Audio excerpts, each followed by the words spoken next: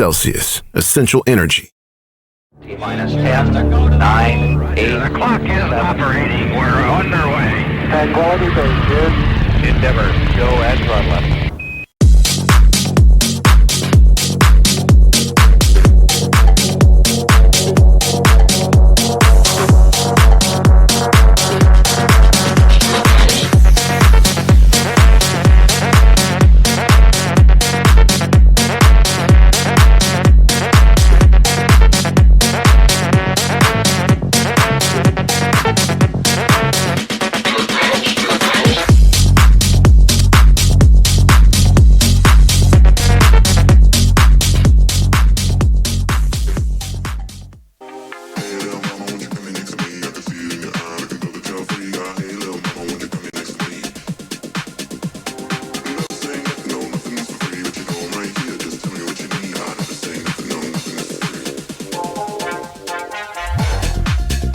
And good afternoon, ladies and gentlemen, boys and girls, kids aged 8 to 80.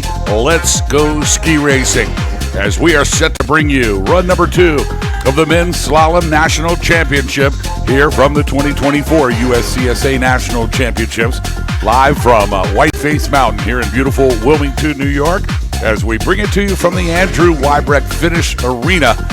117 of college's finest male ski racers are set to come down here for run number 2. Hi everybody, Boss Hogg alongside Trent Rosenberg.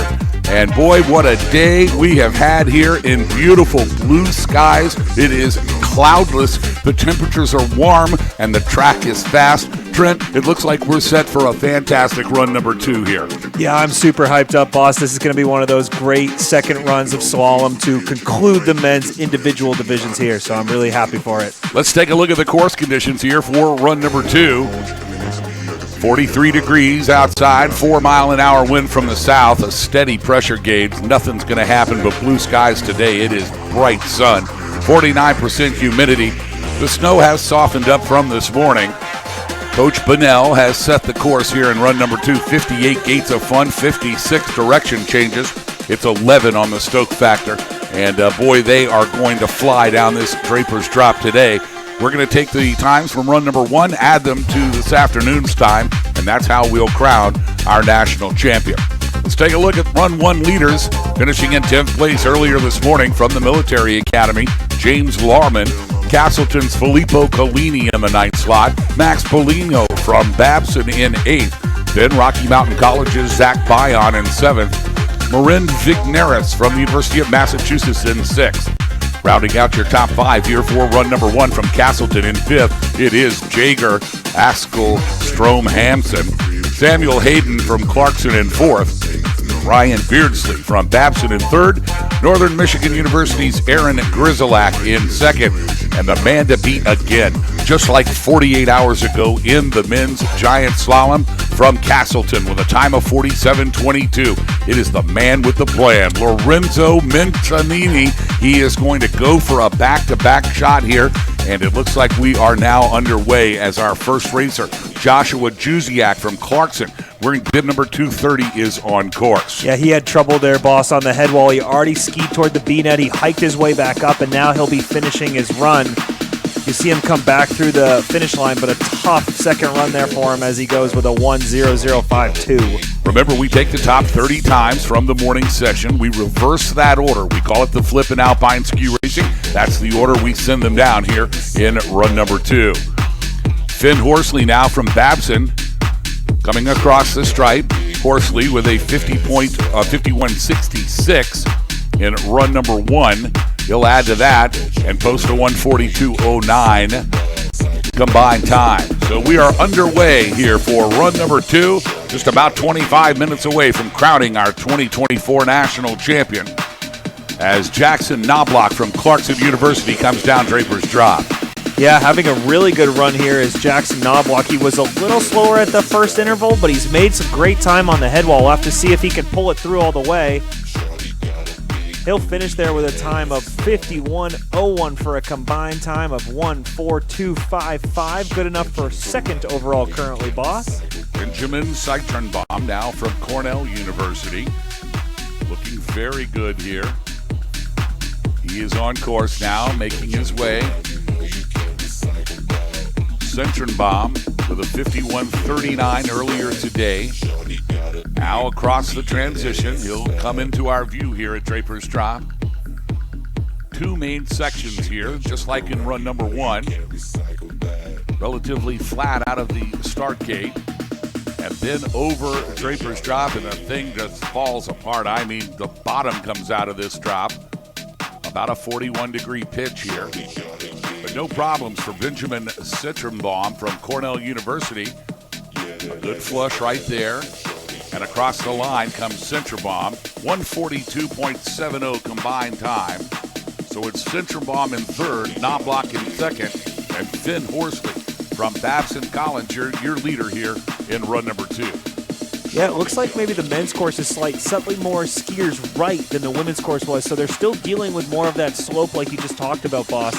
Gonna have to, and we already just saw another racer now unfortunately fall there, right with that section I was talking about, so that really starts to slope away from the racer. Here up top, that is Christopher Curvin from Castleton University now, making his way out of the center section into the lower third. And over the head wall comes Christopher Curvin. Curvin skiing well, good rhythm here. The goal is to try to not see any white smoke coming off the back of those skis. That's a clean run, and into the back seat goes Christopher Curvin. It is hard to steer from the back seat. Now he's back over the fronts of the skis through the final flush. And across the line, it's Christopher Curvin from Castleton. He takes the lead, a 140.32. A great second run for Christopher Curvin from Castleton, your new leader. Yeah, and obviously the split stack times are really important for us. He had a 19.04 at our first split, so that's our fastest there so far. We'll keep that in mind as we continue to look for these racers as they come down. Now it's Graham Barwick from St. Olaf in bib number 197, 51.12 in the morning session. A good top half, although behind by about 47 100ths of a second from the leader, Christopher Curvin, here in run number two. He'll need to pile it on as he makes his way down the head wall. And of course, just a minute too much aggression here on this head wall can end in disaster quickly. Yeah, we're seeing a little bit of trouble with a couple of those blues up at the top where those turns are just happening a little too quickly for the athlete right now. But Graham Barwick across with a combined time of 140.64. That's good enough for second fastest. It slides Finn Horsley down a slot, so it's Centrenbaum, Knobloch, Horsley, Barwick, and Christopher Curvin, your leader. Fast and furious action here at Whiteface Mountain. Glad you're joining us on the USCSA Broadcast Network as we see Sam Roy from the University of Maine at Farmington. Sam with a 20.35 at the split shack. He had trouble getting out of the box and certainly got off course just a bit there in the top half. So he's going to need to find some place here on the head wall to make it up, and there's just not a lot of places to do exactly that. Yeah, not a lot of options, but Sam skiing really well on that top half section there, boss. He didn't have a lot of movement, and he was staying right on top of the gate. Northern Michigan University's Andrew Truman now pushing off from the start shack. Meanwhile, here at the finish, Sam Roy across the line in 143.48. So a top five still Centrenbaum, Knobloch, Horsley, Barwick, and Curvin. But Andrew Truman from Northern Michigan University, he wants to shake everything up now. A good top half for Truman. He'll make his way through the transition. And then that hard left boot right-hand turn to throw them back into the center of the trail. The steepest part of the drop right down the middle here. But no problems for Truman as he makes his way now into the final flush. 5 gates to go for Andrew Truman. Yeah, it did look like he got a bit back seat, boss, but he's pulled it together well.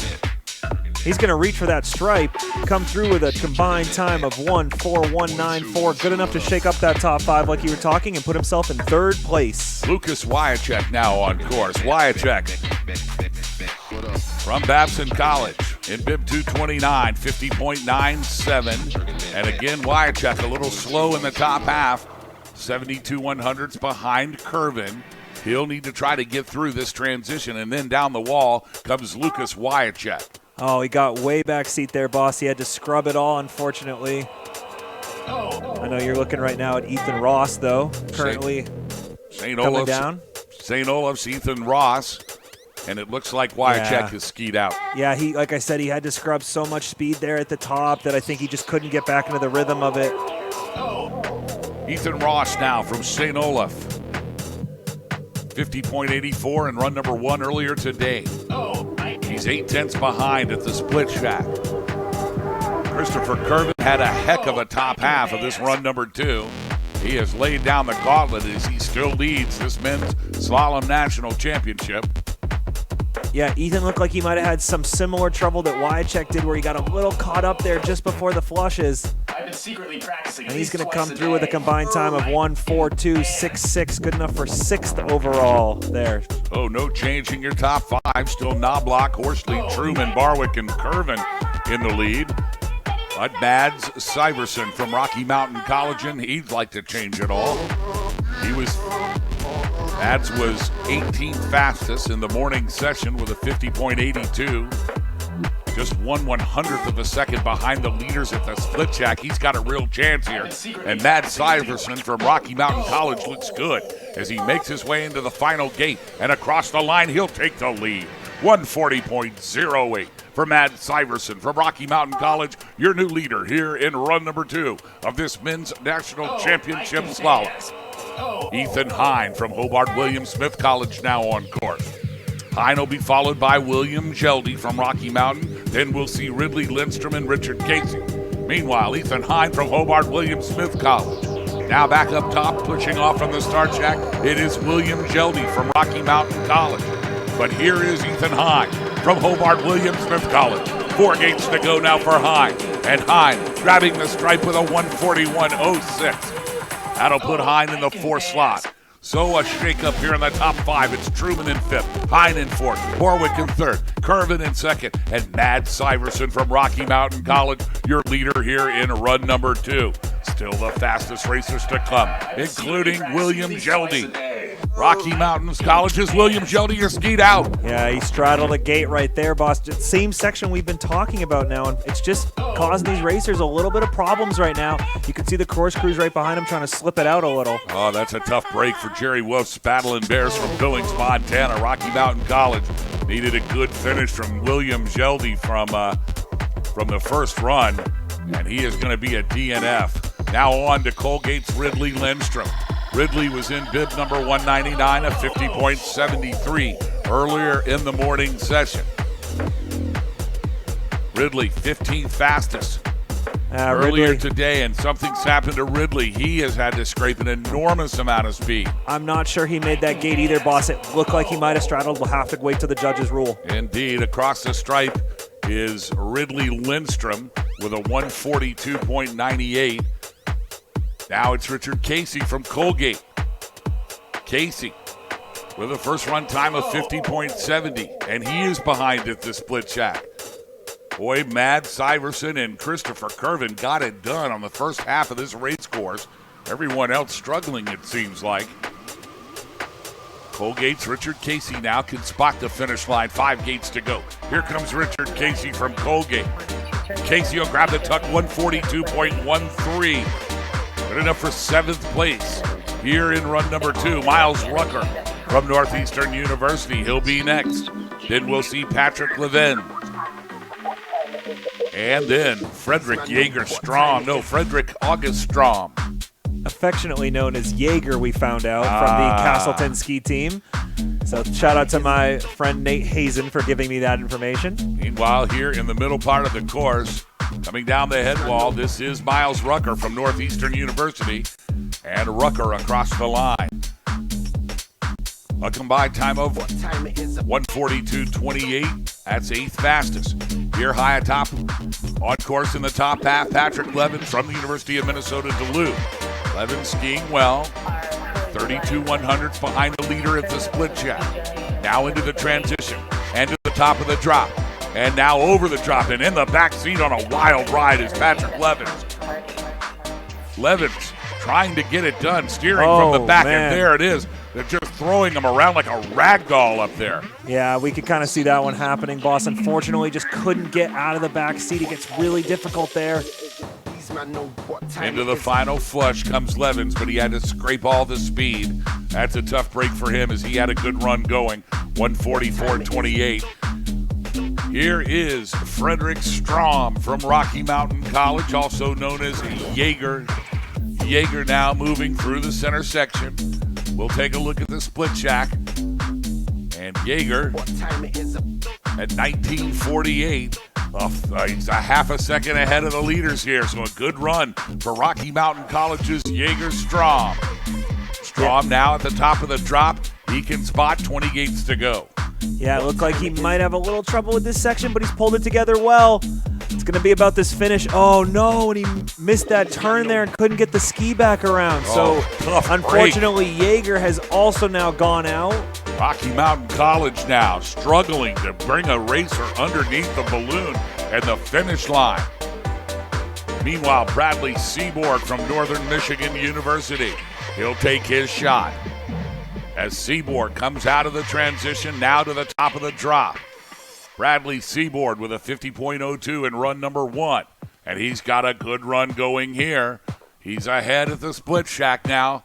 Let's see what happens as he gets down through the middle section of the wall into the final flush. Here comes Northern Michigan University's Bradley Seaborg.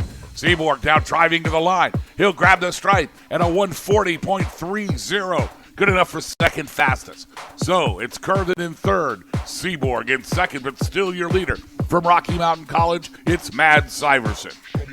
Yeah, Seaborg with a really strong run, though, there.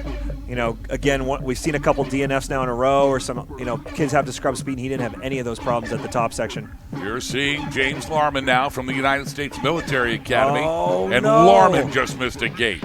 Oh, it's proving to be a difficult set. Down here in the middle of Draper's Drop.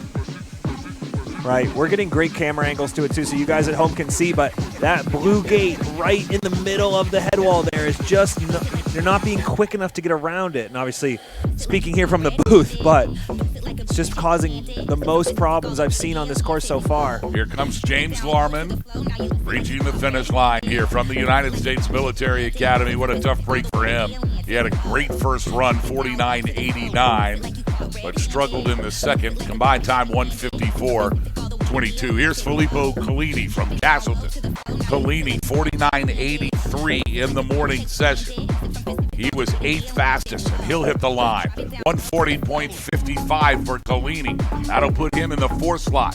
So a shakeup here in the top 5. Barwick in 5th, Collini in 4th, Gervin in 3rd, Seaborg in 2nd, and still Mads Syverson leading the pack from Rocky Mountain College. But Max Polino's got the fastest time of the day at the split check. Here is Babson's Max Polino. Polino now flying through the final section. He can spot the finish. He's way behind. I don't think he made that red. Out. He'll have to go, and that's going to be the end. Yeah, oh, well, he's going to ski back around, but I'm not sure he made the red gate, but he seems to be confident he did. Max Polino will finish the race. What a tough break for Polino and Babson College as they fire him out of the start gate at every 5-second interval, it seems like. Rocky Mountain College's Zach Bion, 165 is his bib number, 49.25 in the morning session. Now making his way through the center section here on Draper's Drop. And it is definitely a hairy ride for these young men as they try to nail this second run to win a national championship. Good stuff from Zach Bion from Rocky Mountain College, and he'll reach the line at 140.43. Yeah, we've seen a lot more slipping, boss. I'm sorry to talk over you there, and it looks like we might have had a racer already have trouble at the top there.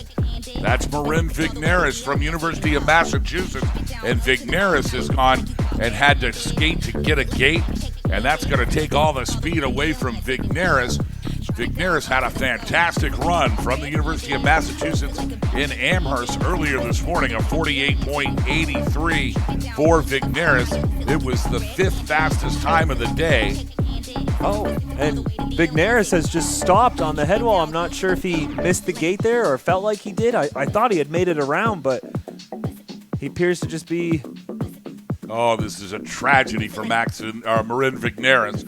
Vigneris had it all set. He had a podium possibility here and just came to a complete stop halfway down the head ball. What a tough break for Marin Vigneris, and he will cross the line in a 1:57.38. Now our fourth fastest racer from the morning session, it is Axel Strom Hansen. Oh, this is actually Jaeger. Castleton University. I apologize to Frederick. We got it wrong. This is bib Axel. number 26. Check that, wearing bib number 200. And he is now on course, making his way through the top section now. And a good clean ski. Let's take a look at the split as he'll make his way past the split shack. Axel Strom Hansen for Castleton University, and he is in the red, so behind at the split time, he'll need to pour it on through the transition to the top of the trot. Here is Axel Strom Hansen from Castleton. Yeah, affectionately known as Jaeger. We got that wrong earlier, but Axel is actually Jaeger, so shout out to Nate for telling me that. Looking really good, though, so far here, boss. He's going to have to make up some time, but he had a good gap. 3 gates to go for Strom Hansen. And Hansen hits the line, and your new leader with a 1:37.85. A combined time of 1:37.85. Axel Strom Hansen, your new leader. Yeah, Axel had a great run there, so again, taking over. That was an incredible run, though. So again, a 1:37.85 there for Axel Hansen Strom as he takes that top spot. But now back on course, Samuel Hayden, boss, looking to take over that top position. Remember, these last 5 racers, they have full course holds, so there's nobody behind them. We can watch them all the way down. As Samuel Hayden from Clarkson University now into the transition. A good top half for Hayden. 39 100s behind the leader at the split shack. He'll need to make up some time as he makes his way now down the drop. This is a part where they have gotten in the back seat and gone on wild rides all day, but it looks like it's no problems for Sam Hayden from Clarkson as he is negotiating this run number 2 well. He can see the finish into the final flush. Now 5 gates to go. Here comes Samuel Hayden. Clarkson, Sam Hayden, 1:38.44. Good enough for second fastest for Samuel Hayden. Oh, we're almost down to the big dogs now. Ryan Beardsley, Aaron Grizzlak, and Lorenzo Mincatini. The top 3, they're coming up next. But Ryan Beardsley, 48.38 in the morning session. He is on course and now moving well through the top section. We can see him here on our video feed. For you at home, you're getting full course, top to bottom coverage of this men's Slalom National Championship. Over through the transition and now to the top of the wall. Here comes Ryan Beardsley. Beardsley looked really good on the top section, boss. That's one of the best ones I've seen so far. Let's see if he can not get behind the skis here like some of the other racers have. Beardsley now halfway down. He got hung up by a pole, but he's still in the motion. He didn't lose the flow. He's still got good speed, too. Ryan Beardsley trying to hold on for Babson, and he hits the line in a 1:38.61. Good enough for third fastest for Beardsley, so the pole slowed him down. He had the lead, but the pole hooked him, and it just took a couple of tenths of a second away. So now it's Beardsley in third, Sam Hayden in second. It's Axel Strom Hansen from Castleton, your leader, with the fastest 2 to go, including Aaron Grizzlak. Here comes Aaron Grizzlak. He'll be ready to start at the top now. We'll take the camera to the top and wait for him. He's in the box. He'll push off momentarily. Glad you're joining us here on the USCSA Broadcast Network. This is run number 2, the National Championship Slalom. We're just moments away from crowning our national champion. Our 2 fastest racers from run number 1 still to come, including Aaron Grizzlak. Grizzlak from Northern Michigan University. And he awaits his start. He's being held in the start right now. He's getting ready now, moving up to the beam. He's got the pole set. And he's off. Into the course comes Aaron Grizzlak from Northern Michigan University, trying to get his first USCSA National Championship and the first for Northern Michigan. Aaron Grizzlak is not going to leave anything in the tank for this run number 2 as Grizzlak now over the transition, now to the top of the wall. He's got good speed. Grizzlak in bib number 161. Now on to Draper's Drop. 20 gates to go for Grizzlak. Yeah, he was a little behind, though, at that split section, boss. Let's see if he can hold it together here. This has been the toughest section. Trying to stay out of the back seat. The snow just throwing these racers into the back. as Grizzlack able to manage through the last flush. Now 4 gates to go for Grizzlack. And Grizzlack now driving to the finish line. He grabs the line, 138.13. Only good enough for second. Is Axel Strom Hansen from Castleton University going to come from the back of the pack and win a national championship today? There's one racer left between Strom Hansen taking home his first national championship. And that's the man with the plan. Castleton University's Lorenzo Mincacini. Mincacini now is on course, and we have got a ski race as Mincacini flying through the top half here. Here comes Lorenzo Mincacini. He won the GS 2 days ago here in Lake Placid, last year's Giant Slalom National Champion. Will it be a double for Lorenzo Mincacini from Castleton? He is through the transition, and now down the head wall, here comes Lorenzo Mincacini. Yeah, this is a battle of teammates, boss, both from Castleton University. Let's see if they can make it happen. 1-2 finish. Or will this get tripped up a little bit? Here comes Lorenzo Mincacini now. He can spot the bottom. He is at one final flush to go. No problems for Mincacini. Mincacini's moving like a tremendous machine. And across the stripe, and your winner, Lorenzo Mincacini, has done it. A double. Your USCSA national champion is Lorenzo Mincacini from Castleton in a mind-blowing 136.71. What an incredible 48 hours for this champion from Castleton University. The day belongs to Lorenzo Mincacini. The week belongs to Mincacini. Long live the king, Mincacini. It's his senior year, boss. What a way to go out for Mincacini, like you were saying. That race between teammates to get your goosebumps going, and then to watch them finish here and all hug each other. It's just such a good atmosphere to be a part of. What an incredible 2-run combo for Lorenzo Mincacini. We saw it on 48 hours ago on Wednesday. When he competed in the Giant Slalom, we knew this young man had what it takes. But boy, to come back with the focus and determination here in 2 runs. Mincacini with a 47.22 in the first run, laying down a 49.49, which was not the fastest second run time, but almost was. But it's enough for a 136.71. I'll tell you what, Trent, it was a run down train. There he is, ladies and gentlemen, Lorenzo Mincacini, your 2024 USCSA Men's Slalom National Champion. You could see the focus at the top half, and I think that's what had him set up for the drop. He skied well through the top section. We could see it on the monitors. Once he hit the transition, then it was just all out sheer determination as he stayed on the fronts and tops of the skis. He didn't get into the back seat, and he was able to pull it out to win his second national championship here in this 45th USCSA Nationals. What I think happened most, boss, is he set himself up for success, right? Such a good first run, knew exactly what he needed to do to take home that victory, and unfortunately snatched away from his teammate, but I'm sure that they'll both celebrate tonight. He will stand high atop the podium this evening in downtown Lake Placid as we hand out the hardware. Lorenzo Mincacini will win the men's slalom. Back to live action now as Luke Ward from Hobart William Smith College on course. Now coming down Draper's Drop. Ward will be followed by Eli Seaver and Charlie Snyder. And we missed it a little on the tape because we had jumped back to the top cam, but he had some trouble where those same top 30 were having trouble earlier. So we're going to see how this course holds up for these last 80-ish racers today. Here into the finish corral comes Luke Ward from Hobart William Smith College. Now at the top of the drop, we see Eli Seaver from Wesleyan University, 52.14 in the morning session. Eli looks like he's going on a wild ride here.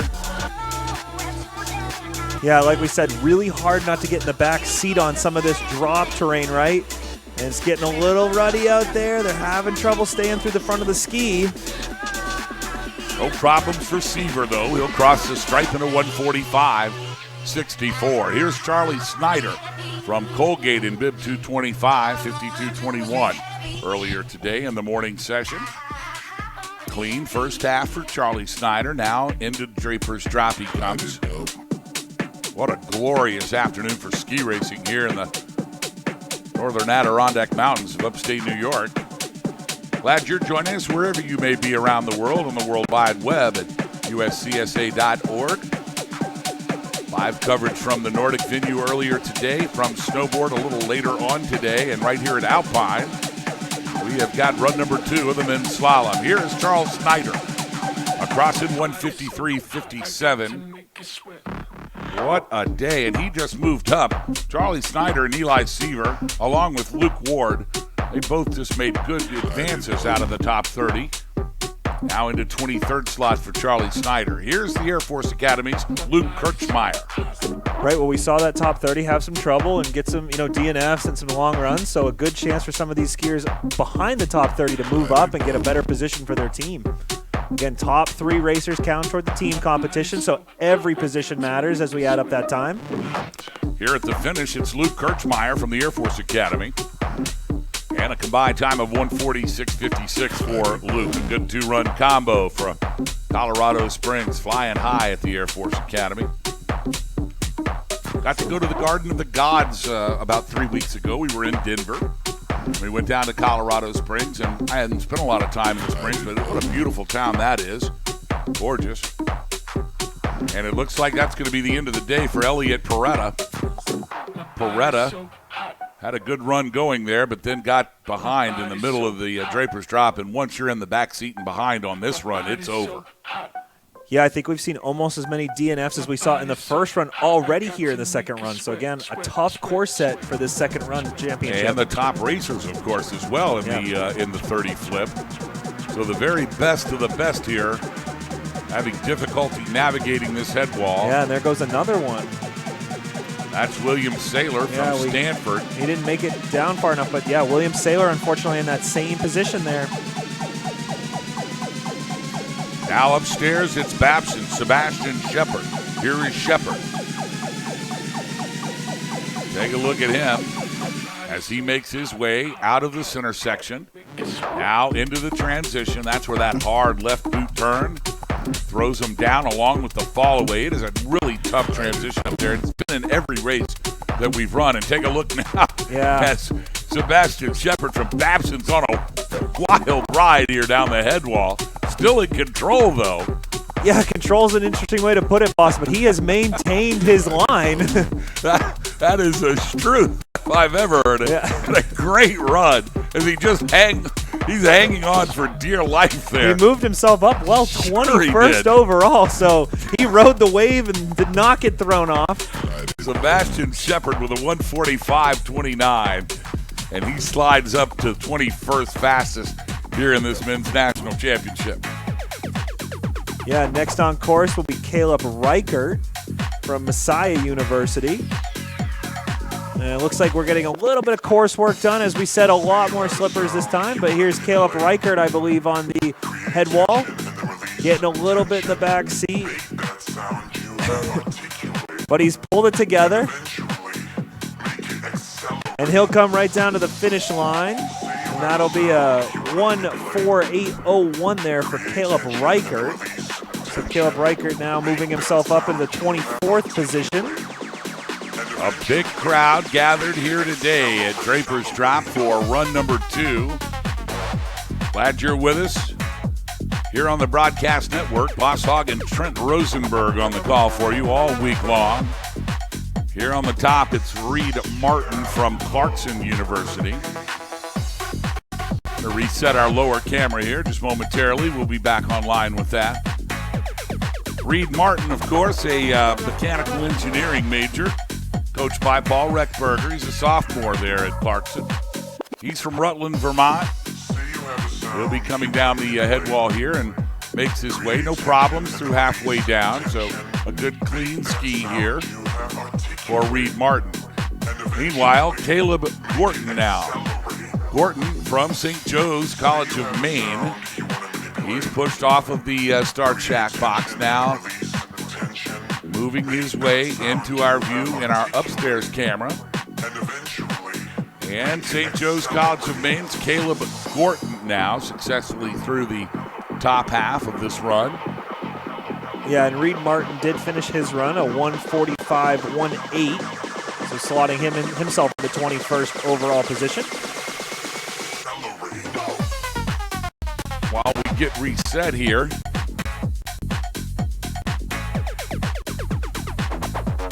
yep, and now watching Caleb Gorton come down the head wall, so just announcing for those of you who can hear us, but a good run for him. Caleb flying as he comes into the finish line here. Makes sense for him, and he'll finish with a 1:47.79. Good enough for 25th overall. Top of the course is John Olson. Take it away. Here's the Air Force Academy's John Olson. Olson now getting thrown around in the transition. It is like a Bronken buck up there. Yeah, the Riding ruts a are starting horse. to get kind of deep. You can see the athletes sort of like disappearing into the slope, and that's how you can kind of tell. And we've seen a lot more slipping, a lot more raking, trying to keep the course in good shape. Now Rocky Mountain College's Felix Besser wearing bib number 276. Meanwhile, here at the bottom, John Olson is going to make it across the finish line in a 1:49.05.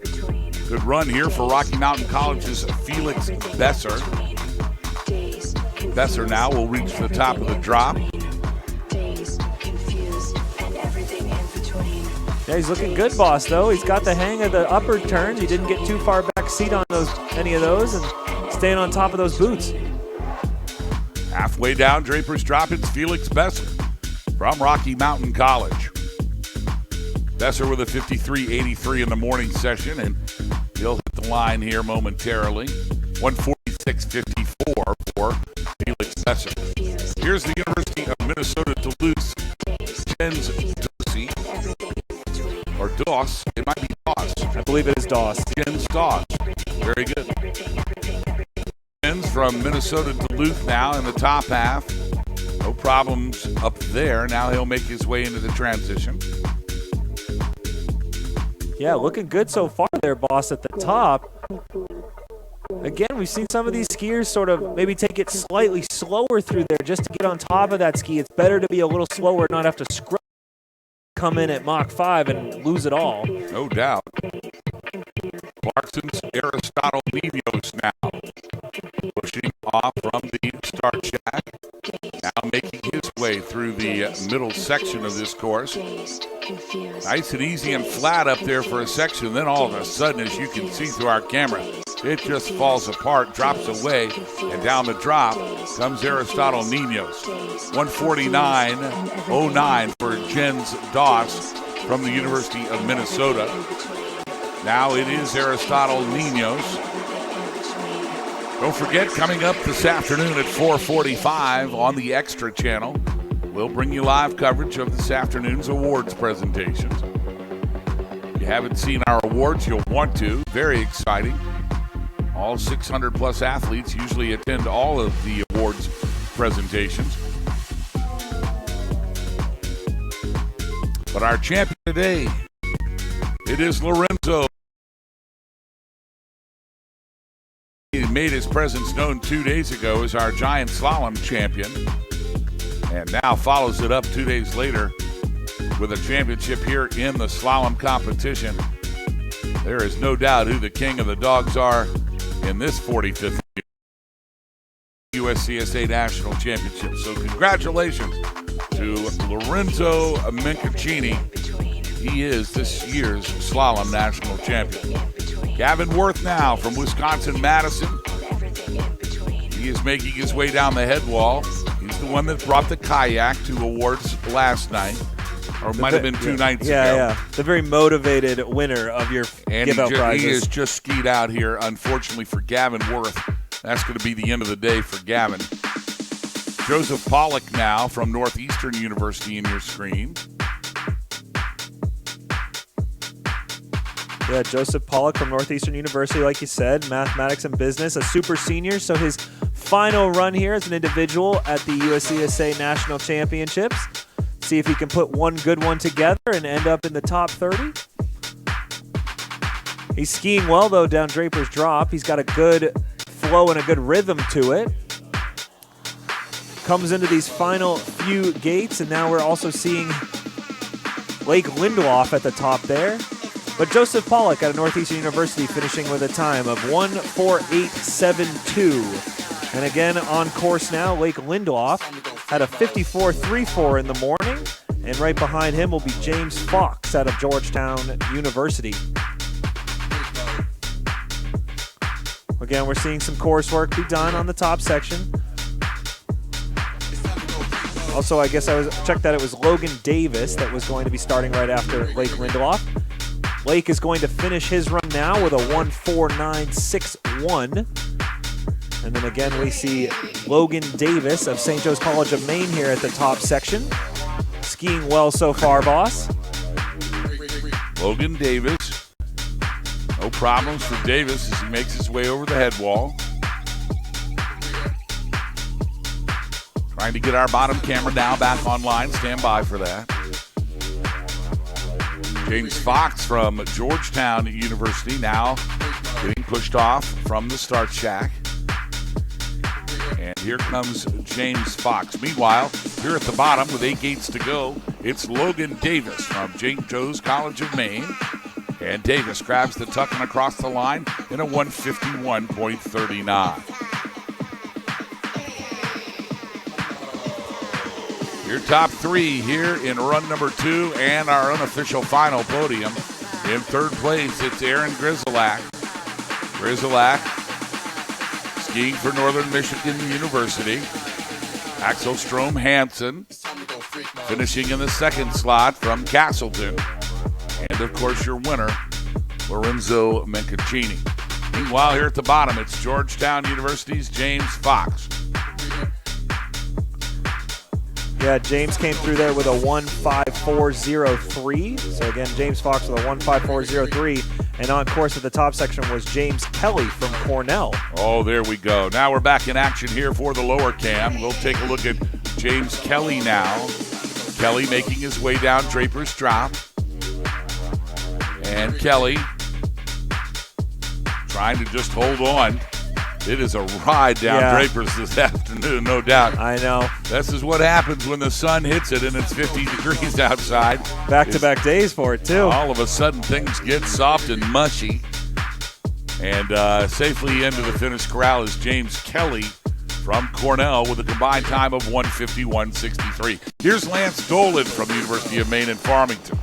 Yeah, Lance Dolan, I actually found this out about him earlier, but he was a top mogul skier until recently deciding he wanted to go to UMF and switch to Alpine ski racing. So, well, if he had just come down about 30 racers later, he might have had to use some of his mogul experience here at the slalom course. Meanwhile, Dolan crosses the line in 1:50.14, and here's a wild ride at the top for Sean Bodner. Bodner, he's getting tossed around here at the top now. So if he's getting tossed around at the top, let's take a look at what the head wall will do to him.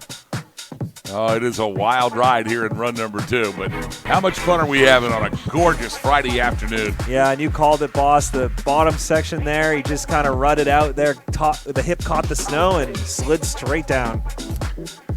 Well, it's good news for our next racer. I believe it's Jack Meager, if I have it correct. It is Jack Meager from Hobart William Smith, and he's pushing off right now. I'm taking a look up there to see if it is the hideous. It is. You always know the Hobart William Smith kids. Although it's not quite as bad as I said earlier. It used to be horrible. I love it. That was just puke brown. It was awful. It was terrible. It was. I just orange. like how you're not afraid to call it horrible. Like you're just like, no, it was horrible. They knew it. That's why they changed it. Somebody else thought it was too. Yeah. Oh, you know what? Horrible means one of a kind, and one of a kind means really fun. I mean, that's going to be vintage in 20 years. Let me ask you. That's going to do it for Jack. That is horrible. Yeah. Oh, what a shame for Jack. Same spot as Sean Bodner, too, there. Same lip out, so. Well, you can see the ruts really starting to get into this soft snow now. There's nothing they can do about it. Just don't get out of the track. If you get anywhere near the edge of that track, it's going to shoot you to the moon. Jack Meager from Hobart William Smith will live to ski another day. Now it's James Briggs from Wisconsin-Madison now across the head wall. Now let's see how he can do. You can watch him stay in. If they stay in the track, then everything's all right. Yeah, it's still just hard to get those skis out of those ruts for them right now. You can see them digging into them, but then making it really hard to make that next turn. Got to give it up for James Briggs from the University of Wisconsin in Madison. He just muscled his way through this head wall, and that's just a good effort is what it is. Yeah. James Briggs from Wisconsin-Madison safely across in 1:53.07. Yeah, I have a feeling he might be kind of frustrated with it, but he doesn't understand how good that really was right now. College of Idaho's Carson Parko now on course. Parko did 173 with a 56.01 earlier in the morning session. Now making his way through the center section. He'll come to the transition. Of course, Parko, coached by Aaron Flynn. He's a biomed science major up in Caldwell. He's a junior this year. I guess to ski out of Sugar Bowl Resort, and sure enough, Parko, well, now we're going to go upstairs. St. Olaf's Wyatt Schultz on course, but Parko down here in the bottom, he's able to survive the drop now. 8 gates to go, including the final flush here. No problems for Carson Parko from the College of Idaho, and he'll post up a 151.03 combined time. Right behind him, it's Wyatt Schultz from St. Olaf. There's Wyatt. Wyatt, a quantitative economics major from St. Olaf. Doug Nordemeyer's got a team this year, Trent. He really does. Every single year, it has been improvement after improvement. The trajectory of this St. Olaf men's Alpine team is limitless. And as long as Nordemeyer stays focused and involved, these kids can expect podiums coming up real soon. They're just right on the cusp of it. Yeah, we've seen some really good skiing out of the St. Olaf College for sure. Again, great coaching leads to a lot of excellent athletes, and so give it up to Doug Nordemeyer for that. We're seeing now on course Samuel Molitor out of the University of St. Thomas, a senior. So his final run, and unfortunately for him, boss, it looks like he got caught up on the head wall there. Oh. So his last run as a senior, individual-wise, is going to end there. Disappointing for sure. And it looks like right behind him will be Halsey Lucas out of Colorado Mesa University. Also a super senior, so his last run here at USCSA National Championships. Boy, it is a bittersweet day on the day that you know that's your last one. Because it's your last one. You never have to go out and stand in the 40 below zero weather waiting for your run to go through the shorties or the stubbies, whatever you call them, and the long drives back and forth to the mountain where you're shoved in a van that smells like sweat. Your teacher's all in your you-know-what because you didn't do your homework. You missed a test because you were on a 4-day trip because you got snowed in at a ski mountain. Nobody understands except the racers. They all get it. And you wonder, you say, is it all over? Isn't it going to be great? I don't have to do anything like that anymore. And about a week and a half goes by and you start to miss it. The smell of that van and the feel of the floor in the hotel room that 9 kids are packed into. You start to look at the good things, though, right? The team vans, the hotel rooms. It stops becoming about the struggle of it and more about the joy that there was as well. That's exactly right. Oh, and unfortunately, it looks like Abraham Connor from Northern Michigan University has gone down on the head wall as well. I think that might be Connor Abraham, but that's all right. Northern Michigan University's Connor Abraham. Oh, yes. Did I say Abraham Connor? I apologize. It's that Ricky Bobby name, the 2 first names sometimes. It throws me. It's also possible that was actually Will Fine that we saw come down, and this could be Connor Abraham here. So I think that is what it was. Okay, Will Fine was before. Yep. So now Northern Michigan University's Connor Abraham coming down the head wall. Don't forget Podium Awards this afternoon, 4:45 on the broadcast network. We'll be back here tomorrow morning at 9 o'clock for the dual slalom. It is Super Saturday here at USCSA National Championships. We invite you to join us. While we have a break in the action, let's take a look at the leaderboard. Finishing in 5th place from Rocky Mountain College, it's Mads Syverson. Clarkson's Sam Hayden in the 4th position. Northern Michigan University's Aaron Grizelak on the podium, finishing 3rd. It's Axel Strom Hansen, the Castleton Speed Demon, finishing in 2nd place. But the big dog, Lorenzo Mencaccini, he's going to take home the big prize again today, doubling up here at this 45th annual USCSA National Championships, winning the giant slalom 2 days ago, and now back again today with a victory in the slalom. Take a look at Castleton's performance here today. Does Chris Ader have it going on or what? Wow. Yeah, First, 2nd, 7th, 9th. Those are his 4 skiers are 1st, 2nd, 7th, and 9th. I have a pretty good idea who's going to win the team championship here tonight. Yeah, it seems like an inevitable thing that Castleton will take home the top spot as a team tonight. If you're joining us live on the broadcast, you're seeing Sebastian Bjorksen. They're unfortunately having some trouble at the top section, boss. Haven't seen as much issues in the top, more in the bottom here, but looks like he got caught up in some snow or something, got turned around and had to hike back up. Putting it together now pretty well as he comes through this bottom section. Again, as we're panning out, you can see a lot of course crew out there slipping, trying to keep the course as clean as possible for every racer. And Sebastian here is, well, he's our 63rd start here in this men's 2nd run. So about halfway point, a little bit over.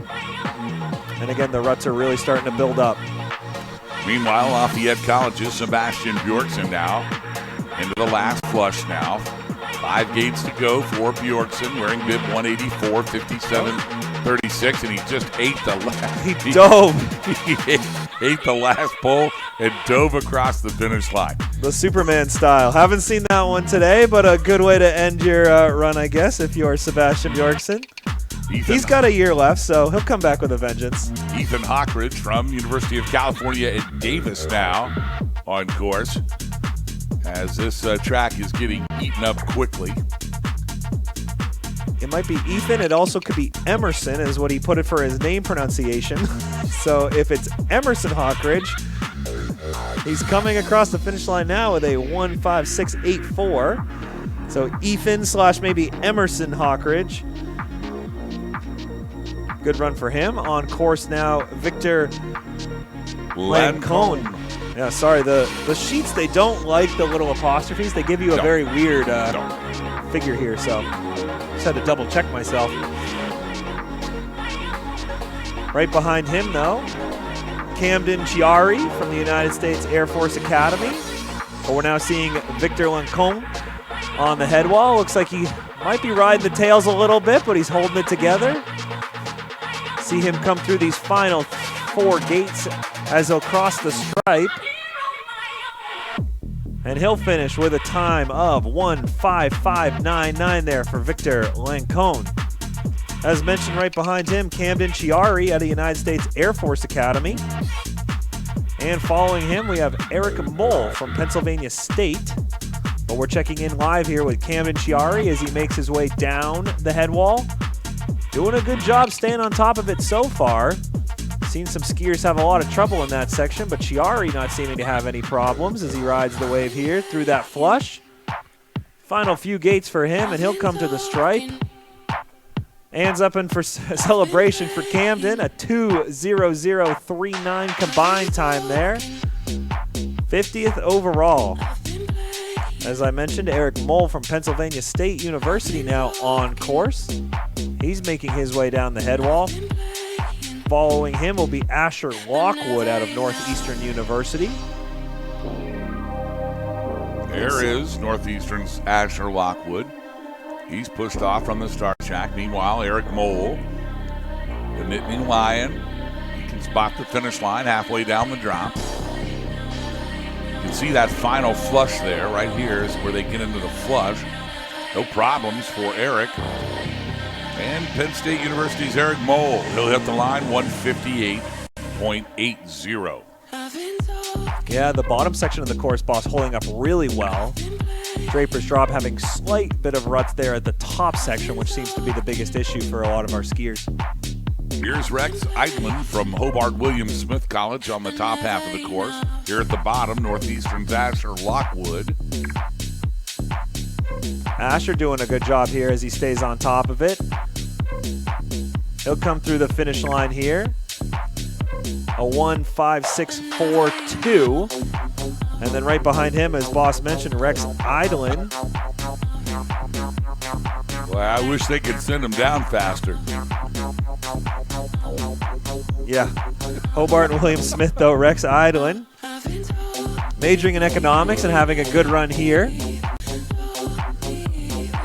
Hobart William Smith's Rex Eidman now at bib number 297. And no problems for Eidman. He'll hit the line 155.13. Now off the top, it is Northeastern University's Max Hessinger, who I did get confirmation is Haley's brother, and he came in to talk to me about her and just introduce himself. So great to meet Max today. Excellent. Hessinger riding well up there. Looks like he's having fun on this run. Yeah. And that's just fun. He is a senior. He's from Mars, Pennsylvania. Skis out of Hidden Valley. This is his final run here at USCSA Nationals. Why not have a good time? Yeah, there he is, the Martian, Maxwell Hessinger. Did you say this from Mars? Yeah, you got it. Yeah. I understood. The Martian. That's what we call people from Mars. Yeah. It does look like he got slightly behind, Boss. I know we're picking up now Amato Sharisa. But Max a little bit in the back seat here as he comes through these final But he's gates. tired. He is. You can just tell he's tired. He's been working hard. Well, he didn't go through the strength training with the training with Trent. I missed him, unfortunately. See? This is what happens. But a good fun run here for Max Hessinger from Northeastern University. 2:00.78 for Max. Amato now from Stanford. He is at the top of the drop. He'll be the next to come through. Yep, and right behind him, Boss, will be Aiden LaFrancois, University of California, UCLA. But again, you're seeing Amato Sharista on your screen right now as he comes through these final few gates. Looking good, though, on the top section. Didn't seem to have any trouble. The course crew's done a great job to slip it out for some of these skiers in the back and keep it passable. It doesn't look like it's degrading much more. No. There are some ruts here on the head wall, but other than that, it still is a pretty clean course, especially lower down on the head wall. Yeah, I mean, we really haven't seen any trouble other than maybe those 4 gates right at the top where you really start getting the slope to go out from under you as you're trying to hold the speed. That is Aiden LeFrancois. Meanwhile, Penn State University's Michael Duddy now pushing off. He is on course in the top half. Here at the bottom, UCLA's Aiden LeFrancois now spotting the finish line and across the stripe, 156.25. Here is Penn State's Michael Duddy. Yeah, Duddy, a senior for Pennsylvania State, as you mentioned. So his final run here with us at the USCSA National Championships. This is his 4th one. Did you know that Michael Duddy has never lost a ping pong game? Prove it. Ever. Prove it. No, he hasn't. Come over to the house. Prove it. Bring your table. He thinks the Dolphins are going to win the Super Bowl. Yeah, well, good luck with that one. I don't know. He's never lost a game of ping pong, and he thinks the Dolphins are going to win the Super Bowl. This guy sounds like a dreamer. That is spoken like a true Patriots fan right there. Yeah. There's no doubt. The Patriots were horrible this year. Doesn't matter. Oh, my word. Doesn't matter. They canned Belichick. Some loyalty. They canned him. It was time. It wasn't a can. Word. It was a move on. It was a partial. No, they canned mutual him. parting of ways. It was not a mutual parting of ways. Mutual parting ways. Yeah, Bob Kraft canned him. You know that's what happened. Well, they hired Mayo. I'm excited for Mayo's tenure. All right. William Hinnon from the University of Wisconsin at Madison. We won't talk about the movie The Dynasty, right? Yeah, we'll bring that up later. Yeah, we'll do that July, you and me. That is not a good place to do that and have that conversation. You don't think at the river? No, sir. They blew snow last night. Oh, my word. William Hinnon from Wisconsin-Madison safely across.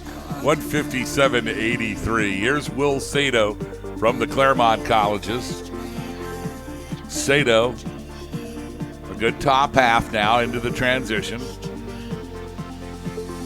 Yeah, Sato looking good up there. And I got to say, at the top of Draper's Drop, it is breathtaking. I mean, when you come over the head wall and look out at, the highest peaks in all of upstate New York, I think they're all up here. I heard somebody tell me that it's got to be over 4,500 feet to be considered a high peak, and 90% of the high peaks in the state of New York are all right outside of Lake Placid. Right. But it is a beautiful view out into the valley and to the bottom of the mountain. This is a we call this a mid-mountain finish corral. So we are not at the bottom of the mountain here at the Andrew Wybrick Finish Arena. We are about halfway up the mountain. Right. And it's just gorgeous as they come over the drop. Don't look at it if you're racing, because it'll take your breath away, and then you'll crash. Well, and if you've noticed on our camera, you can see actually they marked it at the top with some dye to give you that perspective that you are heading over the edge. Yep. To make you know that that's where it's coming up next. Will Sato came in at a 2:02.65. Then it was Samuel Froio from the University of Massachusetts, but he skied off. And so he'll be a DNF here in run number 2. Meanwhile, Jez Sarisian from Northeastern University is on course. A good top half for Jez. He's wearing bib 242 now. To the head wall comes Sarisian. I heard earlier, too, not to interrupt you, but did you want to get an interview with one Paul Reckberger? I understand he's coming in here. We're going to talk to him about it. I see him out in the corral. That's why I'm wondering if he's making an appearance today or not. He's been talking like he wants to, so I'd love to get him in here and hear his thoughts. Well, he's got an interesting story. We don't want to miss any of the ski racing here, but I know as we get towards the end here, I'd sure like to talk to him about a few things. Okay. Including how large he is now. He's huge. Oh, he was in here fast. That didn't take long, did it? Now, we've got a microphone for him as well. Here, pass this down for Paul Reckberger. He's going to join us here for the rest of the broadcast. We're going to pass the thing down here. You tell us when you've got it in your hand. Are you there, Paul? Yeah, a little bit out of breath, but I'm here. All right. Paul Reckberger, the coach of Clarkson University now, joining us. Paul, you used to be a ski racer for Castleton University, and then did you go to the dark side? What happened? Oh, over a couple beers, Ada and I just decided we should part ways there and compete against each other. And I hope I gave him a good run for his money today. You have given him a good run for his money. I got to tell you how proud he is of you, and we all are. Just to tell you the story, Paul Reckberger, a national champion, 4 years ago? 4 or 5 years ago? 2018, so 6 years already. 6 years already. Yeah. Paul Reckberger in one of the most exciting races I've ever seen in my entire life against a kid from Rocky Mountain College named Andraj Reich Pogledich. One of the most exciting things I've ever seen. Pogledich with a big lead after run number 1, and then Reckberger came down and threw down the speed in run number 2, and it put the pressure on Pogledich, and Pogledich had to let it all hang out, and he crashed. And Reckberger became the national championship. That was your freshman year, wasn't it, Paul? That is correct, yeah, freshman year. This is a fine young man right now, and it's really the epitome of what happens here in ski racing.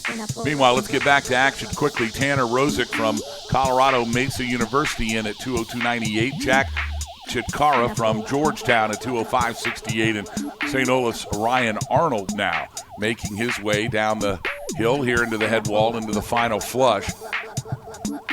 Paul, what do you think about the competition level here in this run number 2? This has been quite a race, hasn't it? Oh, it's been quite a race. I mean, the second run was very challenging for at least like half of the top 30, and now everyone who's coming down has my utmost respect. The conditions are not easy, and they're hanging in there. And just also a shout out to NICEF and the whole crew here. I mean, what they pulled off this week, incredible. We were here last week. It's our home mountain for Clarkson, and it didn't look too good. And what they pulled out of here, they have my respect as well. We talk about it all the time. Johnny Norton and his crew at NICEF, they can just. I mean, we saw the black hole here 2 days ago. We were looking up at the mountain, and you saw the black hole right in the middle of the run. You can't get near the black hole. Of course, the event horizon time slows down, so you can't even ski near it because you'll get sucked into the black hole. and we come back the next morning and the black hole's completely gone. That's right. Yeah, they pushed snow into Draper's. So this steep part of the hill is called Draper's Drop, and they pushed snow into it so they could cover the bare spots down here.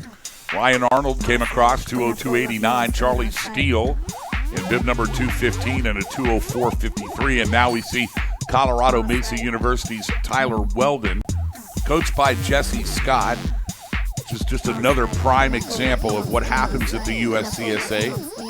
Kids get involved in ski racing. They come and ski at the national championships. They become a part of this big USCSA family, and then they go on to coach kids. That's exactly what you've done, Paul. You're currently now the head coach of the Clarkson University team. You're studying, got a couple of master's degrees that you're studying for, and I mean, talk about that. You loved being an athlete. I know that. I could always see the joy in your eyes when you were ski racing, but I don't think I've seen you happier than you are right now. Being a coach seems to tickle you just as much as racing the gates did. I tell you what, boss, when my guys skied today, I was more nervous than in my active career. But I have to say, I mean, USCSA has given a lot, and it gave me a second spring in my ski career. And I just wanted to give back, and that was part of why I wanted to be a coach for Clarkson University, to be around these people, around this great organization, and that's why I stuck around. And as you said, on days like these, it's the best possible job out there. I mean, I wouldn't want to trade it for anything else. I know, to think we get paid to do this, right? Yeah. It's unbelievable. Blake Bachman from Penn State University, the Nittany Lion on course, wearing bib number 224 here high atop, pushed out of the start shack. It's a fun ride as you get through those first 20 gates. It's all nice and easy, and the sun's out, and the snow conditions are nice. There's no ruts up there. And then all of a sudden you get through the transition and over the drop, and the whole bottom falls out, doesn't it? And you can see it. There's a visual component to this thing. Talk about what it means to come over that drop and hit that head wall and know you've got 25 gates to go. Yeah, I mean, the challenging part is the changing conditions, obviously. So one of the course reports I gave my men was, the top is the conditions are still great. They got to go for it. But once they come on the drop, they got to ski very smart. They got to have good direction coming in. It's skied out, bumps. And so, yeah, it's very challenging, boss, just because the conditions change. And you also have to, we call it turn your brain on in skiing, because you got to ski smart. You got to know what's coming at you. I'm sure the coaches did a great job radioing up to the start coach and letting the athletes know, but it's very challenging, as you said. As they come out of the flats and you hit that transition, which is not only a big left boot turn to shoot you down the center of the drop, but it's also a fall away. So you got a lot happening just in a 2 or 3 gate period. And it proves to be difficult for many of these races. Today, however, it looked like the middle of Draper's Drop was really the problem area for a lot of the kids up there today. That's right, yeah. If you look up, you see very strong right footers, the blue gates, and it's a fall away. So you even have to be stronger, or even stronger on your right foot to make the turn. And that's what's really challenging, on top of the build-up, on top of the rut that is already there. So very challenging, but a lot of these skiers just show us why they're here and why they represent their university. So it's really awesome to see how they can ski these difficult conditions, and Draper's Drop especially. That was Jacob Morris coming across the line from St. Joe's College of Maine in a 1:58.68. Noah Kirby was before him, flying high out of Colorado Springs, Colorado. The Air Force Academy always bringing the heat here to national championships. Great to see all of the service academies. In fact, last night during the award ceremony, we had a podium winner from the Coast Guard Academy, and so all of them here, not the Naval Academy this year, so just Army, Air Force, and Coast Guard. The Space Force has not yet created a ski team, but we suspect that will be soon. I want there to be a Space Force ski team. They would have the coolest speed suits ever. And they would ski out of this world, too. Yeah. A galaxy vibe for sure. Did you just hear Reckberger make a joke? Yeah. Reckberger just made a joke. Yeah, and he let me reference Celsius. Dude, we got both of those things. I love it. One of my challenges this week, Reckberger, has been to use all the flavors of Celsius as some sort of adjective to describe. So that was a galaxy vibe right there. Hobart Williams-Smith, John Haggerty into the corral at 209.12. Lafayette College's Oliver Lehman Now on course, you can see him coming down. He is he's punching the gate, so a little bit of violence in this run here for Oliver Lehman. Lafayette College letting the aggression out. You see the last one. You saw he knocked the last one. He made that one personal. It was personal. He did. Talk about that, Paul. Talk about some of the aggression that you can show to these gates and how you can let your frustration out when you hit them. Oh, especially if it's like tough like today and you feel like you're not having a good run going for yourself. Once you come to a lower section out of that flush, just punching these gates away is so much fun, and you can really let your aggression out. You know who else loves that is the course crew. They're really big fans of you taking as much aggression out on the gates so that if they do pop out, they have to run and replace them, right? Like, that's a big thing. That's right, yeah. Let's get it. Well, great to see. Check really quick with live action. We had a couple finishers. Oliver Lehman out of Lafayette did finish with a combined time of 2:07.19, and Preston Sobek out of Mesa University, or Colorado Mesa, finished with a 2:06.41. Currently on course is the sibling challenge of Maxence Vinegres from University of Massachusetts Amherst, and then behind him will be Franklin Wong of University of Minnesota Duluth. Now, Coach, I know we've had a joke going on all week about you inheriting this program from my good friend Jeff Lathrop. I know there was someone in between, but did you learn anything from watching him coach, or what other coaches have inspired you to, and how you coach now? Jeff and I are to this day still good friends, and we see each other on and off the hill every now and then. And obviously, he told me what great program I inherited from him. Yeah. He let you know. Yeah. Oh yeah. And he's a great inspiration. And then also, obviously, shout out to Chris Eder from Castleton. This man's a beast. The hours he's working every winter. I mean, just respect. Hats off, Chris Eder. Amazing job you're doing out there. And as we all can see, it pays off on days like these. I can't imagine you having a better mentor in the whole game than Chris Eder. He is the real deal in ski coaching here, and all the athletes that have the opportunity to come through his program. And there's been so many great ones. Just think about the list of kids that have come through that. I remember the year that I came and visited you guys at the Ninja House, and there were Olympians in there. There were people just all spread out all over the place. And then you get a guy like Dale Solo Truck that moves on and has now got the Hobart William Smith College program, and you're now at the Clarkson program, and Jesse Scott in the Colorado Mesa program, and it's just all of these athletes that move forward and say, hey, I've got to stay involved, I've got to stay connected. I think that's what's made the USCSA trajectory what it is right now. We have great ski racers and we have great competitors, but it's the fact that you keep giving and you come back year after year after year and find something else to give. It's just amazing. It's why I'm here every single year. I love it. It's my favorite week of the year, and now it's your favorite week of the year, and I hope you keep doing it forever. Thank you, boss. And yeah, I can hopefully speak for all the coaches and athletes. We're very excited every year to have you broadcast this event and send it out there to the parents, family, friends who couldn't make it. So thank you so much for putting on such a show for us. Yeah, I appreciate that. We share a birthday, Paul Reckberger and I do, so we always talk on April 15th. We always give each other either a call or a text or something like that, and I know that'll happen as long as we're both on this earth. So thanks for coming in here and saying hello to us. Thank you so much for having me. And congratulations to everyone out there. Amazing that you all pulled through today and represented your university on this level. Thank you, everyone. Paul Reckberger, ladies and gentlemen, the Clarkson coach. Joining us here in the broadcast box is Colby Malpass from Colorado Mesa University now. He's at 2:11.94 across the line. He'll be followed by Ivan Iserman from California San Diego on course. Just to go over some times, Franklin Long from the University of Minnesota Duluth came in at 2:10.32. Gordon Hatcher from the University of Massachusetts, 2:09.26. Penn State University's Matthew Sobkowitz at 2:16.45. And Colby Malpass, as we said, from Colorado Mesa at 2:11.94. Fairfield University's Daniel Horan did not start. Neither did Varun Sukiklar from University of California, San Diego. Do you understand? And now Ivan Iserman across the stripe from San Diego. 2:09.24 for Ivan. Jack Price from San St. Joe's College of Maine. He is coming up next. Price on the head wall now on a wild ride here on Draper's Drop. Look at the big man here. Boy, it's not easy when you're 6'6", that's for sure. Yeah. Look at this man. What a great performance here. Yes! Oh, wow. with the slam. That was a vicious run.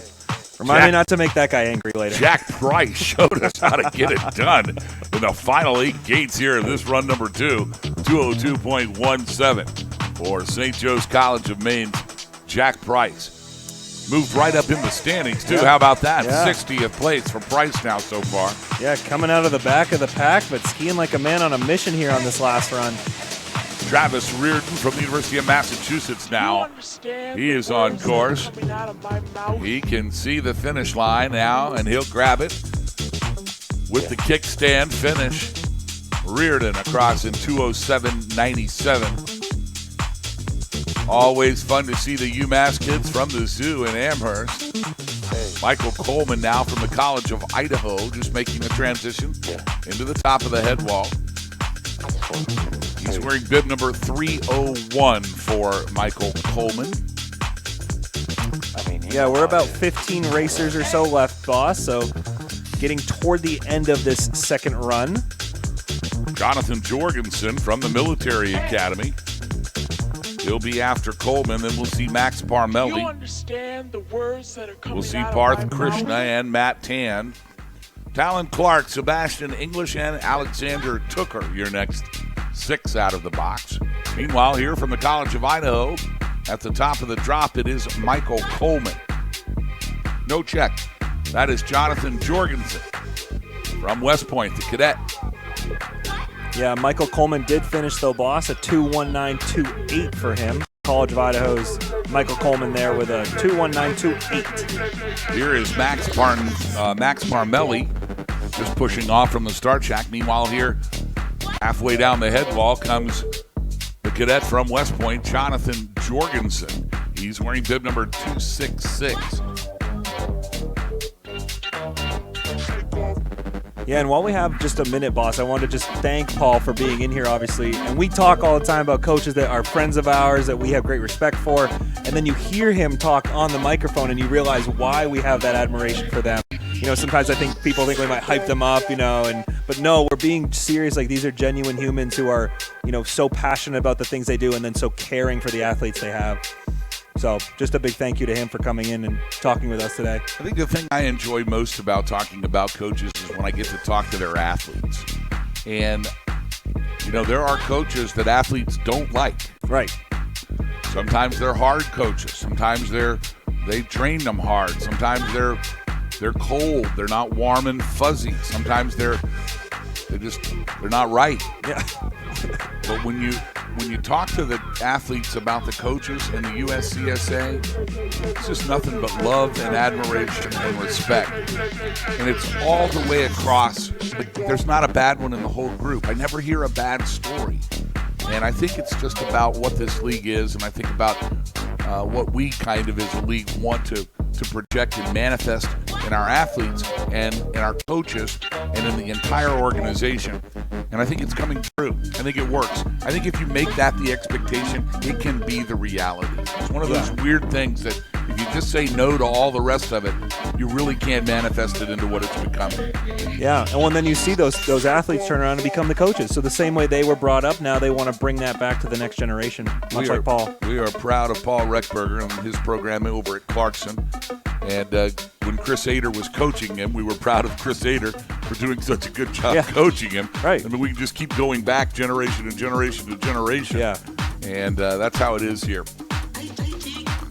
Max Parmelli from Penn State, he got a 2:21.19.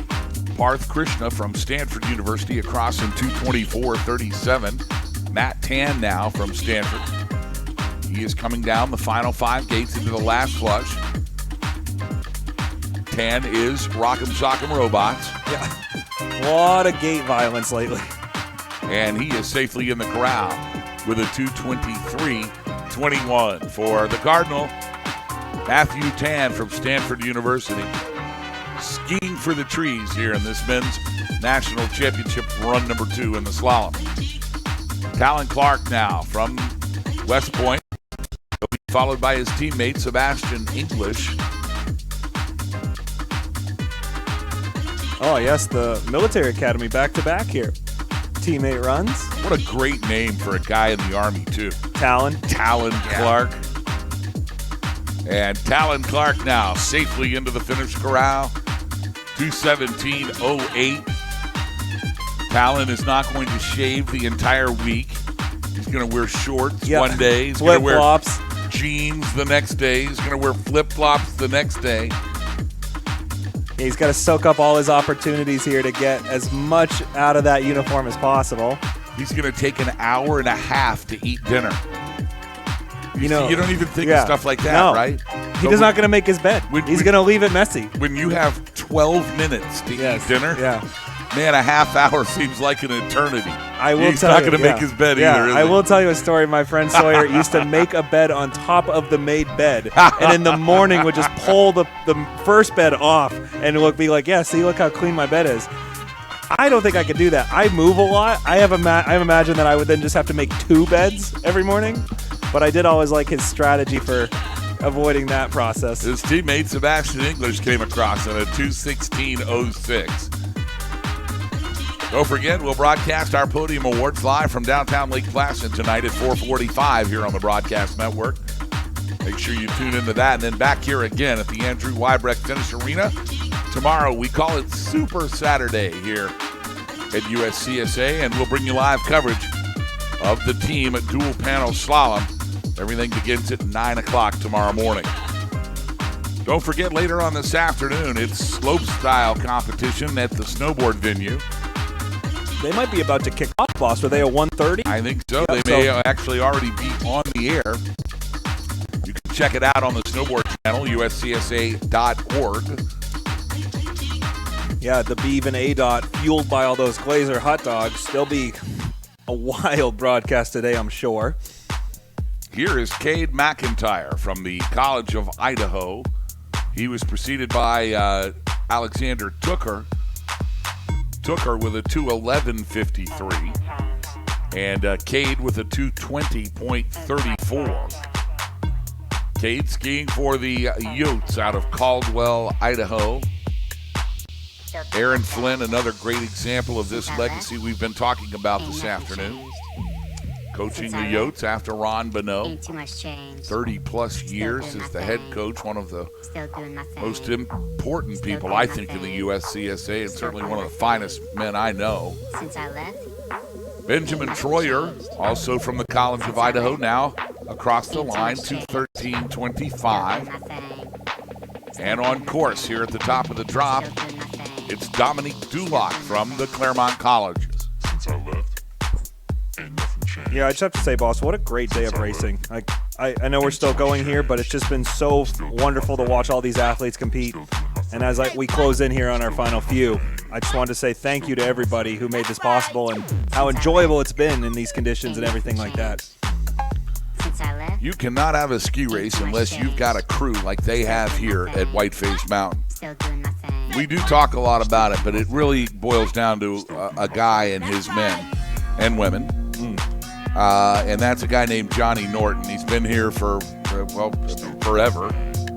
He loves this mountain. He's had every opportunity in the world. He's that good. He can go any place he wants, but he stays here because he loves upstate New York.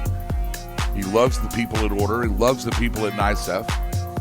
That's the New York Ski Education Foundation. They're the ones that run races here at Whiteface Mountain.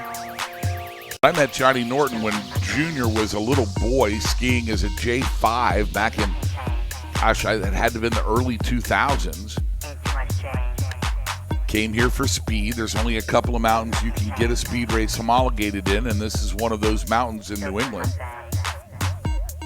Believe it or not, Sugarloaf is another one of those mountains in New England that you can do it on. So we always do a little speed camp at Sunday River, but then the actual speed week is at Sunday River, or Sugarloaf for us, excuse me. That's right. Still doing nothing. It's interesting to see, too, the breakdown of skiers that will prefer speed events over the ones that will prefer a normal giant slalom race. So, well, I always like the kids that go to their first speed event, and then all they want to do is the slalom and the giant slalom. They didn't like it at all. Yeah.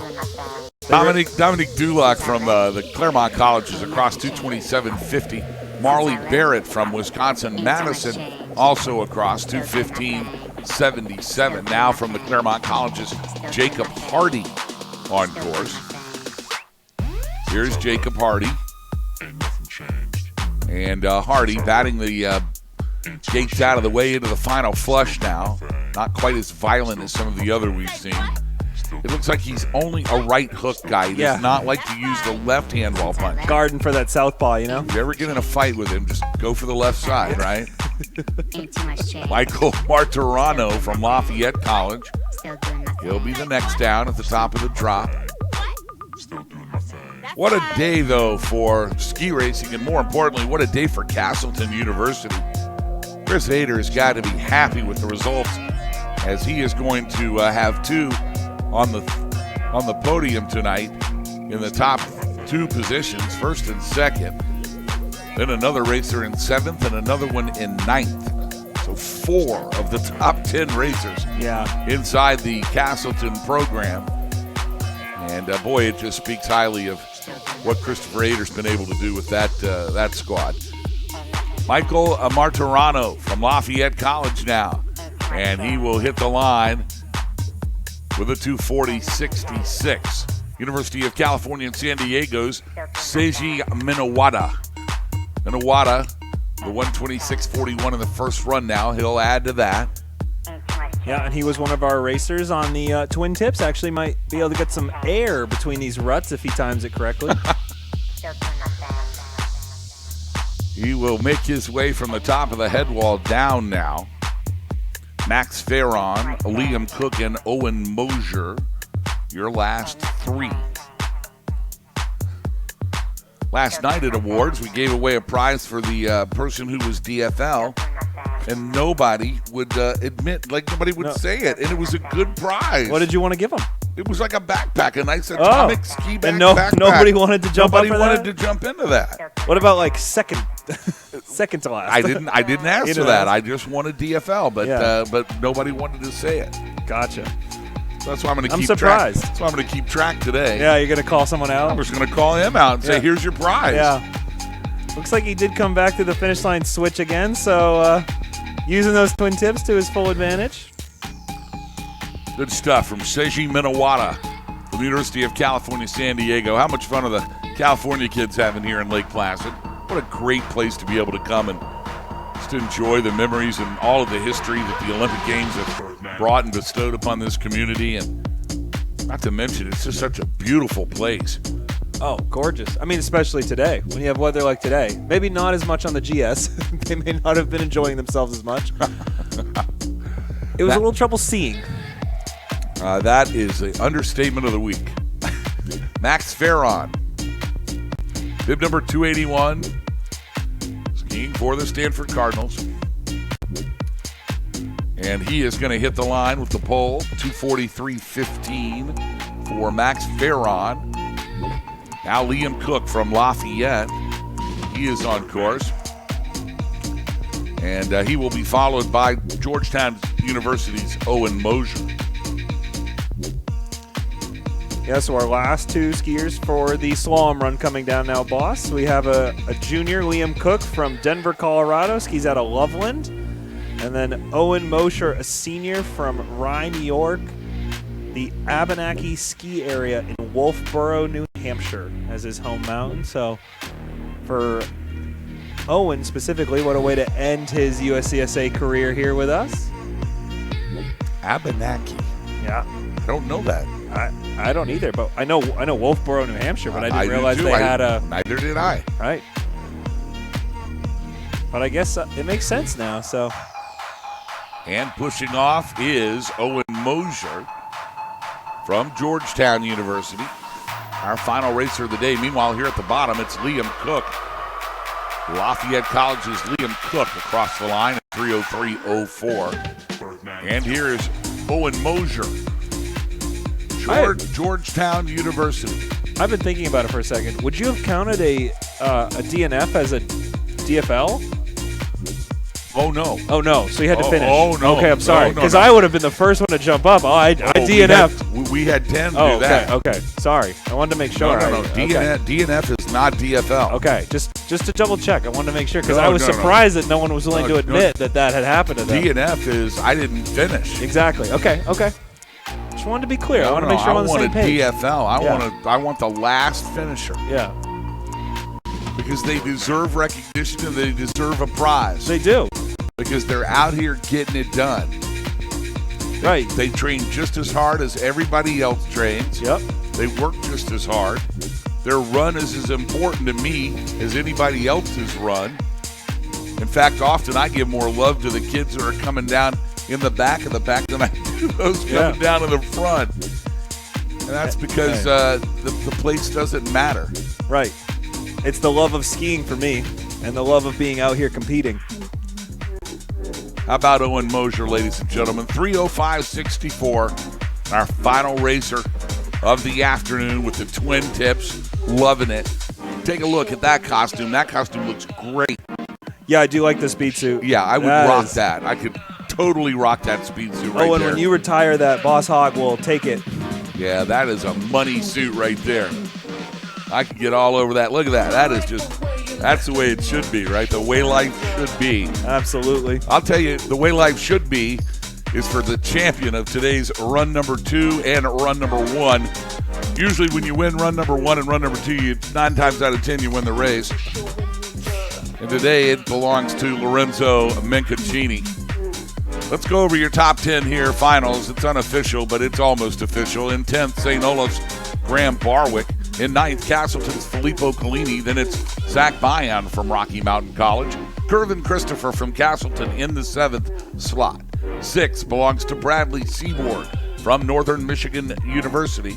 Rounding out your top 5 here for this men's national championship slalom final.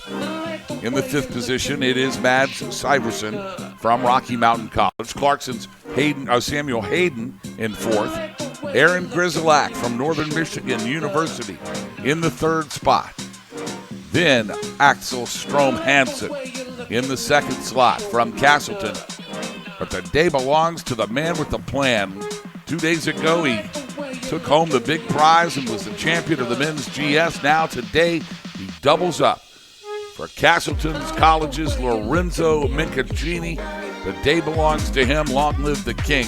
Here from the Andrew Wybrecht Finish Arena. Folks, that's going to do it for us today. We'll be back again tomorrow morning at 9:30 in the morning tomorrow, as we're set to bring you live coverage of the dual panel slalom. Thanks for joining us on the USCSA Broadcast Network. More today. If you check out the snowboard channel, big cross event taking place today. We hope you'll enjoy that. And then tonight at 4:45, we'll be broadcasting live from the award ceremony in downtown Lake Placid. On behalf of my high cameraman, that's Adam Holland back upstairs. Tim Devlin downstairs here in the corral. Bennett Mousseau on the board. My broadcast partner, Slider. They call me Boss Hog, saying, so long, everybody.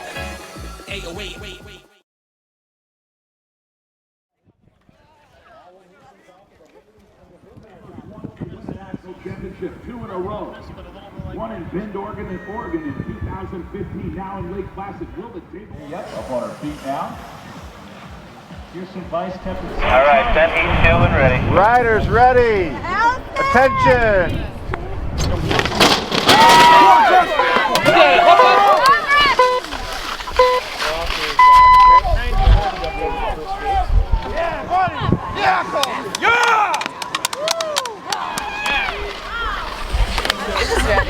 Yeah, open and see.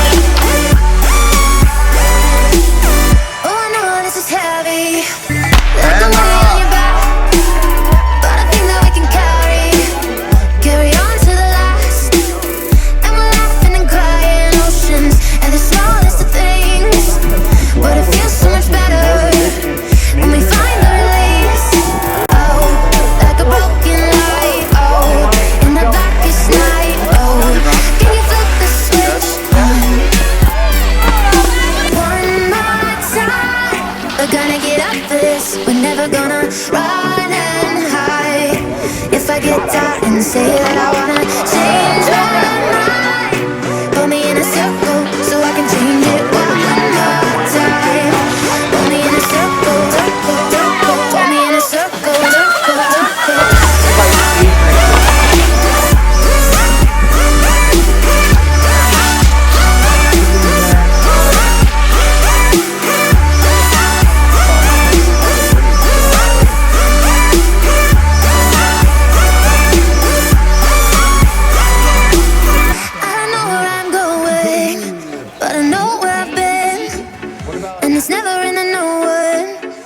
Not giving in, and when the earth is slipping, tripping right underneath our feet, remember we're not finished, we're not finished. I don't know where I'm going, but I know where I've been, and it's never in the knowing, it's in the not giving in. And when the earth is slipping, tripping right underneath our feet, remember we're not finished, we're not finished. One more time, we're gonna get up this. We're never gonna run and hide. If I get tired and say that I wanna change my mind, put me in a circle so I can change it one more time. Put me in a circle, circle, circle. Put me in a circle, circle, circle.